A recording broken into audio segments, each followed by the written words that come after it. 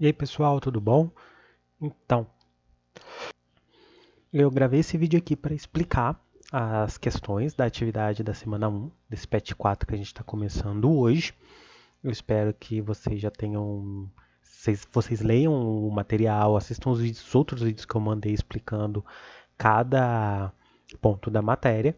E aqui eu vou falar um pouquinho sobre cada questão, a parte da matéria que envolve cada questão, o raciocínio que vocês vão ter para ficar mais fácil. Para ajudar vocês a responderem, eu vejo que tem muita gente que não está me mandando. E vamos lá, gente. Vocês têm que fazer essas atividades. Então vamos fazer e eu vou dar uma ajuda aqui. As atividades dessa semana estão lá na página 32, né? A gente terminou o nosso conteúdo de física do nono ano. Agora a gente volta um pouco para biologia, que era algo que a gente já estava estudando desde o sexto ano, vocês estavam estudando. E nessa semana 1, nesse PET 4, melhor, a gente vai focar um pouco na genética, no estudo da genética, do uso do DNA, do que é o DNA. E antes disso, vamos revisar então o que são as células, os tipos de células, o que elas têm, as estruturas que elas vão ter, para a gente chegar, enfim, no núcleo, no DNA, que é o assunto do nosso PET 4. A definição de célula vocês estudaram desde o sétimo ano, no sétimo e no oitavo, e as organelas celulares, que vai falar nessa semana, o ano passado. Eu lembro, eu expliquei isso para vocês, então quero ver se vocês lembram. Então vamos lá para a questão número 1. Defino o que são células. Vou voltar aqui para a gente ver a imagem, para a gente falar. A gente pode falar, pessoal, que célula é a unidade básica dos seres vivos. Todo ser vivo é formado por célula. Todo. Para ser determinado que é um ser vivo, uma das regrinhas é ser formado por célula. Tanta gente, o corona aí tá tão famoso. Vírus é uma coisa engraçada, tem muita polêmica para saber se ele é ou não um ser vivo, por vários motivos. Um deles é justamente isso: o vírus não é formado por uma célula. Assim, falando bem simples, mas é uma bolota de proteína e DNA que causa esse estrago danado. Então é uma polêmica muito grande isso, o que o vírus é, se é ser vivo ou não, porque ele não é formado por células. A gente tem que pensar na célula como a pecinha que forma o quebra-cabeça que é um ser vivo. Todo um quebra-cabeça é formado por várias pecinhas. Os seres vivos são formados por uma ou várias células que vão se viver juntas, em conjunto, uma trabalhando com a outra para fazer o ser vivo existir, né? Nós, os seres humanos, somos trilhões de células que trabalham em conjunto. Então elas são essas unidades básicas dos seres vivos, ou seja, são elas que vão formar tudo o que é um ser vivo. As células, elas não é só uma bolota, um negócio assim, elas têm estruturas dentro dela que faz várias funções. Se a gente pegar, por exemplo, o corpo humano, nós temos nossos órgãos internos, coração, pulmão, estômago, os intestinos, o cérebro. A célula tem órgãos dentro dela, que a gente chama de organela.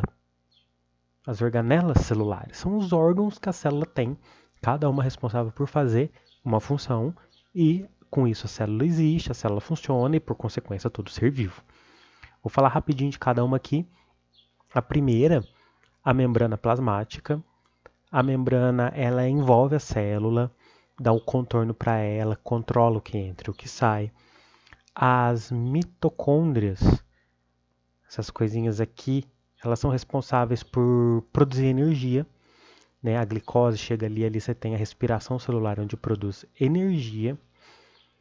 O centríolo, ele vai agir na divisão da célula, quando a célula se divide ou se reproduz, a gente vai falar mais deles nas próximas semanas.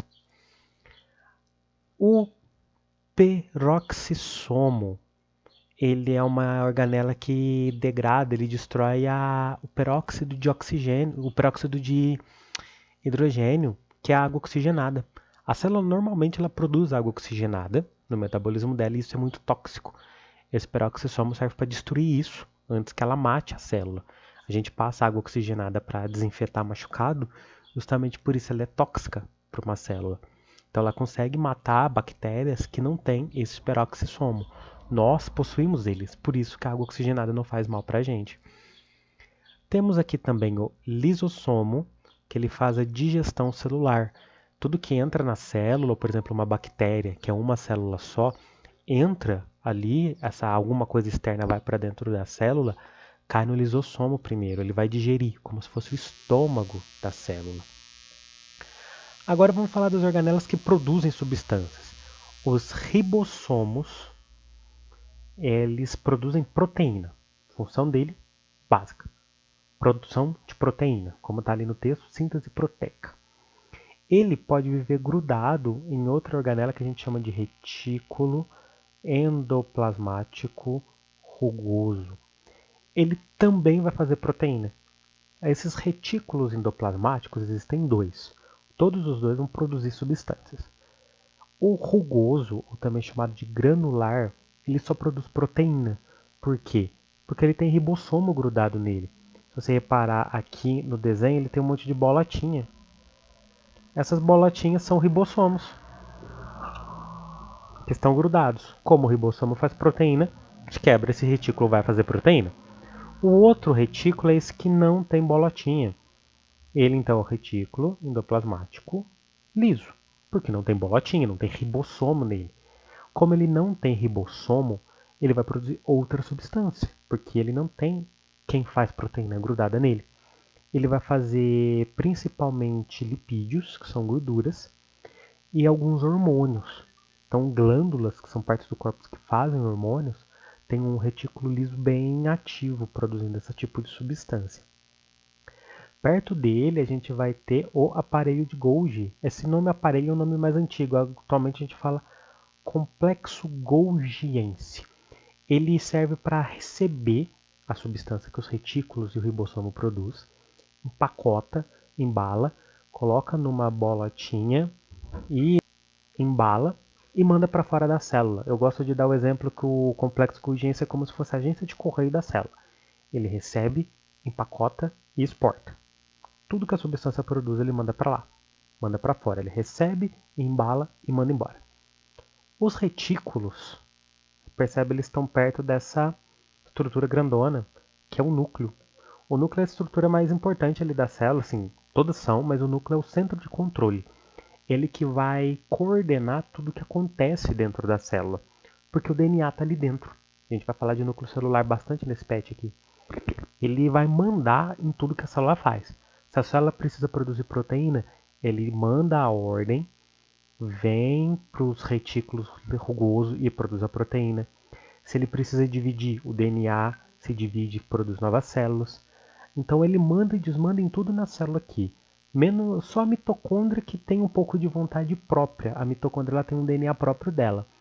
Mas a mitocôndria fica ali na dela, na maior parte do tempo, e o núcleo manda em tudo. Tudo que a célula vai fazer, a ordem está partindo de dentro dele.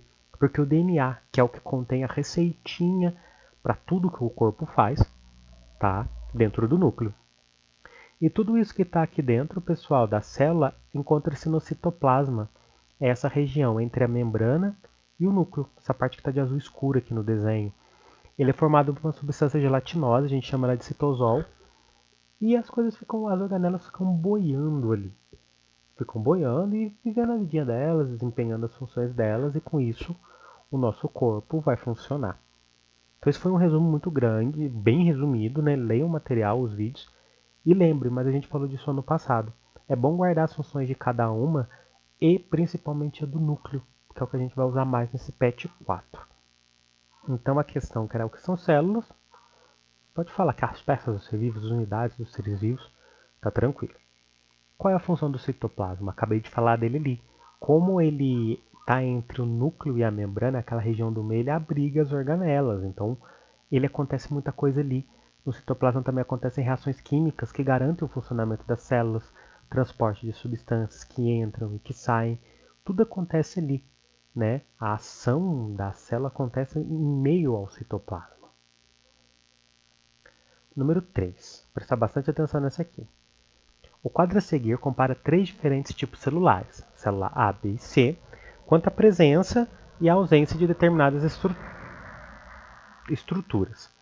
Então temos as 3 células, A, B e C, e algumas organelas. Para cada organela que a célula possui tem um sinal de mais e o que ela não possui tem um sinal de menos. Então aqui Membrana plasmática todas possuem. Núcleo, só a letra célula A não possui. Mitocôndria A não possui, as outras duas possuem. Cloroplasto, apenas a célula B possui. Complexo Golgi apenas a A não possui. O retículo B e C são as que possuem. Ribossomos, todas possuem. E o vacúolo, só A, B possui. Com base nisso, na letra A e B, vocês vão ter que falar na letra A qual é a célula bacteriana, célula A, B ou C e por quê. E na letra B, quais que são as células animal e vegetal, A, B ou C e por quê. O que é isso? Célula bacteriana, célula animal, célula vegetal, tal. Isso vocês viram lá no 7º ano. Trouxe essa imagem aqui que resume bem. Nós temos dois tipos celulares básicos. Vamos lembrar lá do 7º ano. A célula procarionte e a célula eucarionte. A célula procarionte é encontrada em bactérias. É essa célula aqui. Ela é uma célula muito simples, com pouquíssimas estruturas. O que ela vai ter? Ela vai ter a membrana plasmática, como todo ser vivo. O citoplasma, que está misturado aqui, essa parte alaranjada. O DNA, que não está guardado no núcleo. Repara, ela não tem uma bola aqui no meio. O DNA dela, que são essas faixinhas, essas linhas azuis, está misturado no citoplasma. A gente fala que é um DNA disperso no citoplasma, característico de célula procarionte. Ela não tem núcleo. Basicamente é isso que diferencia. Além dela não ter todas aquelas organelas que a gente acabou de ver, ela só vai ter o ribossomo que produz proteína. O metabolismo de uma bactéria é muito diferente, a produção de energia, a produção de proteína, é tudo muito simples. E a célula procarionte é isso então, célula sem núcleo. Agora a célula eucarionte, ela já vai ter o núcleo dela, bonitinho lá dentro, várias organelas. E temos dois tipos de células eucariontes, a célula animal e a célula vegetal. Elas são basicamente iguais, vão ter mitocôndria, retículo, complexo Golgi, mas